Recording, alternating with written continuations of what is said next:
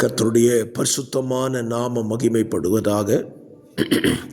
ஆசீர்வாதமான ஒரு நல்ல கால வேளையிலேயும் பாளையங்கோட்டை இந்திய தேவ சபையிலிருந்து காலை மன்னாவை உங்களுக்கு வழங்குவதில் மிகுந்த சந்தோஷம். வார்த்தைகளை கேட்கிற நீங்கள் பாக்கியவான்கள்.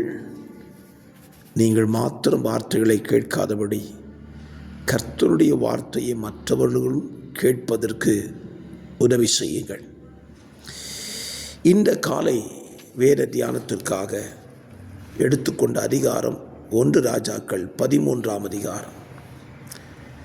இந்த அதிகாரத்தை முக்கியப்படுத்தி தியானிக்கலாம்.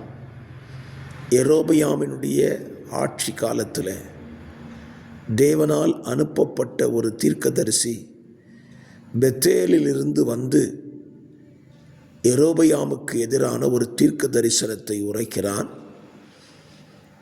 அவனுடைய தீர்க்க தரிசனமும் அவனுடைய ஒப்பு கொடுத்தலும் அவனுடைய வீழ்ச்சியும் அவனுடைய மரணமும் இந்த அதிகாரத்தில் எழுதப்பட்டிருக்கிறது.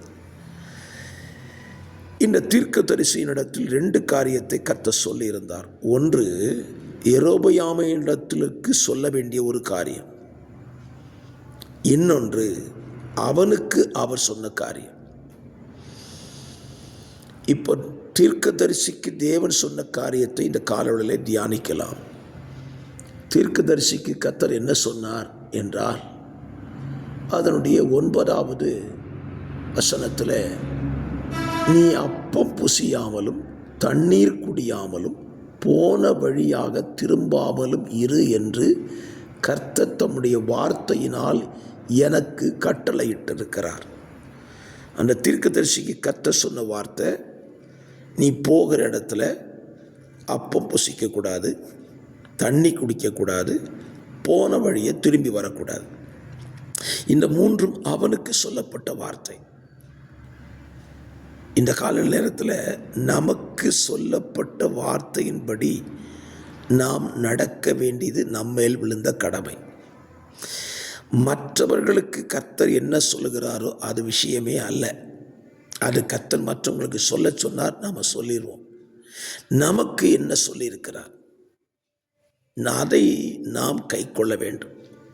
இந்த தீர்க்கதரிசியை பாருங்க, அவன் அப்படியே ராஜா அழைத்திருந்தும் கர்த்தருடைய வார்த்தையின்படியே புறப்பட்டு வருகிறான். வருகிற வழியில் களைப்படைந்து மரத்தடியில் உட்கார்ந்து கொள்ளுகிறான். இப்போ இவனுக்கு சோதனையாக ஒரு சம்பவம் நடக்கிறது. அதே ஊரில் ஒரு கிழவனான தீர்க்கதரிசி இருக்கிறான். அவன் என்ன பண்ணுறான், இந்த தீர்க்கதரிசியை சந்திக்க வந்து என்னுடைய வீட்டில் வந்து அப்பம் புசிக்க வா என்று சொன்ன பொழுது அங்கேயும் இந்த வார்த்தையை சொல்கிறான், கர்த்தர் எனக்கு சொல்லிட்டாரு, தண்ணி குடிக்காத, சாப்பிடாத, போன வழியாக திரும்பாதன்னு சொல்லிட்டாரு. அப்பமும் சொல்கிறான்.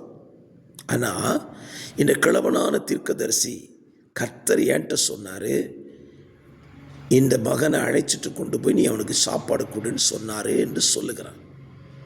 கவனியுங்கள், கர்த்தர் நம்மிடத்தில் ஒரு காரியத்தை சொல்லியிருந்தால் அதை அவர் திருத்துவாரானால் நம்மிடத்திலே சொல்லி திருத்துவார். நம்மகிட்ட சொன்ன காரியத்தை கர்த்தர் இன்னொருத்தரை வச்சு திருத்த மாட்டார். இந்த தீர்க்கதரிசி இந்த இடத்துல ஏமாந்துட்டான். கர்த்தர் அவன்கிட்ட தெளிவாக சொல்லியிருக்கிறாரு, இந்த கிழவனான தீர்க்கதரிசி தன்னை ஏமாற்றுகிறான் என்பதை இவன் புரிந்து கொள்ளாமல் போய்விட்டான். நிலைமை என்ன? அந்த தீர்க்கதரிசி சிங்கத்தினால் கொல்லப்பட்டு விடுகிறான்.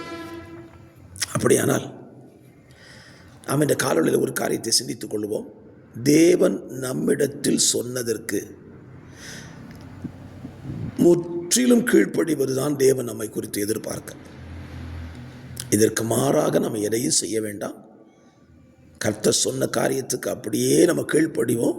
அதில் ஒரு பெரிய ஆசீர்வாதம் இருக்குது. அந்த வாலிப தீர்க்கதரிசி இதில் தவறுனதுனால அவன் பெத்தேலுக்கு போகவே முடியலை, வழியில் இறந்து போனான். நம்முடைய வாழ்க்கை பிரயாணத்தில் கர்த்தர் சொன்னபடி நம்ம செய்வோம்.